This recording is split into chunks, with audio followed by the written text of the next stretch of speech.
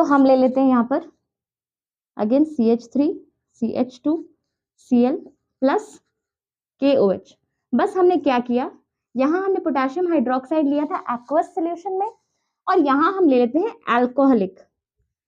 Alcoholic मतलब यहाँ पानी यूज हुआ एज ए सॉल्वेंट। अभी जस्ट मैंने बताया ना कि पानी एज ए सॉल्वेंट यूज कर सकते हैं, यहाँ हमने क्या यूज किया है, अल्कोहल यूज किया है। ठीक है, तो CH3 CH2 OH Cl। अब यहाँ क्या होगा कि KCl तो बनेगा ही, ठीक है, और साथ में और क्या होगा कि एक हाइड्रोजन यहां से, ठीक है, एक हाइड्रोजन इस OH के साथ मिलकर वाटर बनाएगा। ठीक है, OH और H बन गया H2O। तो क्या बन गया, CH2 डबल बॉन्ड CH2, क्या बन गया, ethene. This is not a method of preparation, but ये एक कंडीशन चेंज होने से क्या हो जा रहा है वो मैं बता रही हूँ कि मेथड ऑफ प्रिपरेशन जब भी होगा तो एक्वस लेंगे। अल्कोहलिक अगर आ गया एग्जाम में तो आप अल्कोहल नहीं बना सकते हैं। ठीक है, क्या बनेगा, इथीन बनेगा। So please understand the difference between these two reactions. ठीक है, next, everything is simple. Let's move on to the chemical reactions of alcohol. तो केमिकल रिएक्शन में आपको बस दो रिएक्शंस पढ़ने हैं। तो पहला रिएक्शन है कि अल्कोहल कैसे रिएक्ट करता है सोडियम के साथ।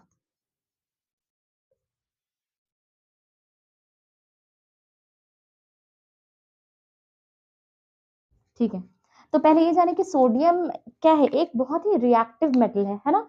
सोडियम को हम कभी भी ऐसे जब हम स्टोर करते हैं तो इसे केरोसिन ऑयल में, सोडियम और पोटेशियम दोनों को केरोसिन ऑयल में डालकर ही हम स्टोर कर सकते हैं। Okay, so you should know about it. It's a very very reactive metal. तो सोडियम जब इसके साथ रिएक्ट करेगा अल्कोहल के साथ तो क्या बनेगा, CH3 CH2 ONA।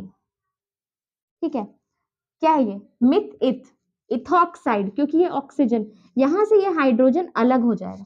ठीक है, और क्या बन जाएगा, हाइड्रोजन H2। तो अगर हम इसे बैलेंस कर दें तो यहाँ हो जाएगा 2, यहाँ भी हम लिखेंगे 2 2। ओके, तो here we have balance this reaction. तो ये क्या है, मिथ इथ sodium ethoxide. So the name of this compound is sodium ethoxide. ठीक है, अगर यहाँ हम मिथ इथ प्रोपेनॉल लेते हैं तो सोडियम प्रोपोक्साइड बनेगा। ठीक है, लेकिन यहाँ हम इथेनॉल की ही प्रॉपर्टीज पढ़ रहे हैं, इसलिए will just deal with ethanol. So it's a very very simple reaction. अब हम एक कंफर्मेशन टेस्ट करते हैं। अगर मान लीजिए मैंने एक टेस्ट ट्यूब लिया,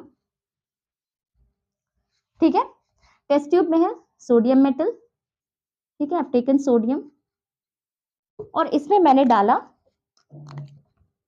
अल्कोहल। ठीक है, अल्कोहल डाला तो कौन सा गैस रिलीज हो रहा है, hydrogen gas. As a gas it will come out. तो what is the test for this hydrogen gas, ये आपको पता होना चाहिए।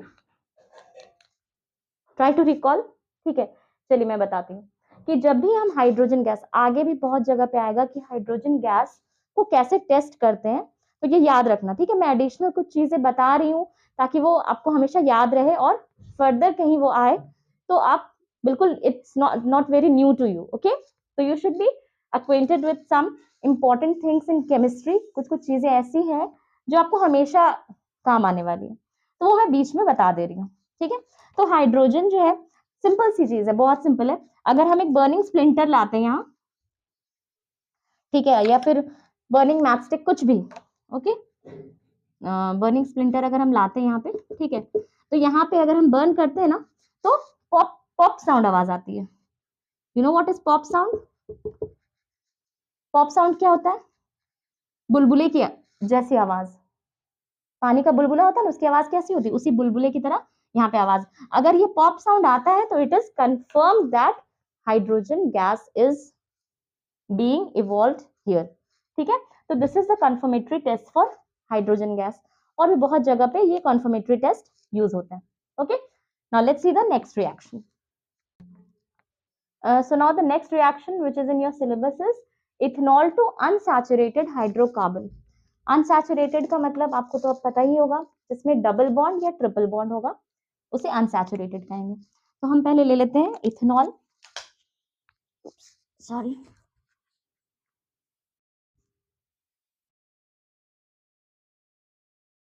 तो अगर हम इथेनॉल को बर्न करें, okay, at what temperature, 443 kelvin.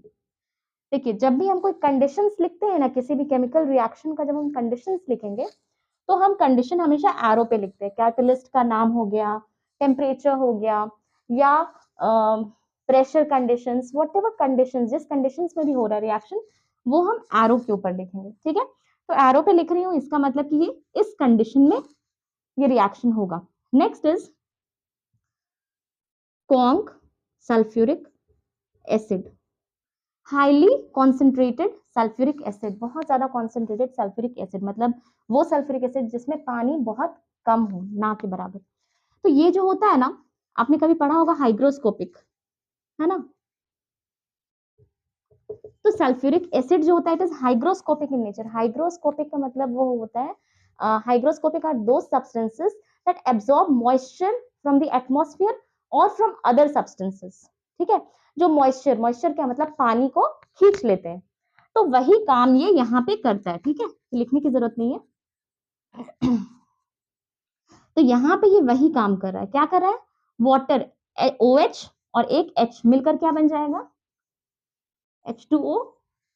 यहां से अगर OH, H2O में क्या होता है, OH प्लस H ही ना वाटर होता है ना, OH और H, H2O, ठीक है। ये ज्यादा सोचने की जरूरत नहीं कि OH और H, OH और एक H यहां से निकल जाएगा, तो क्या बच जाएगा, CH2 डबल बॉन्ड CH2, ये बन गया हमारा एल्कीन। कौन सा एल्कीन है ये, इथीन है, ठीक है। तो इथेनॉल से इथीन, इथेनॉल से इथीन, अनसैचुरेटेड हाइड्रोकार्बन इस कंडीशन में बनता है। तो you can get a question about conditions, why H2SO4 is used, because it is hygroscopic in nature.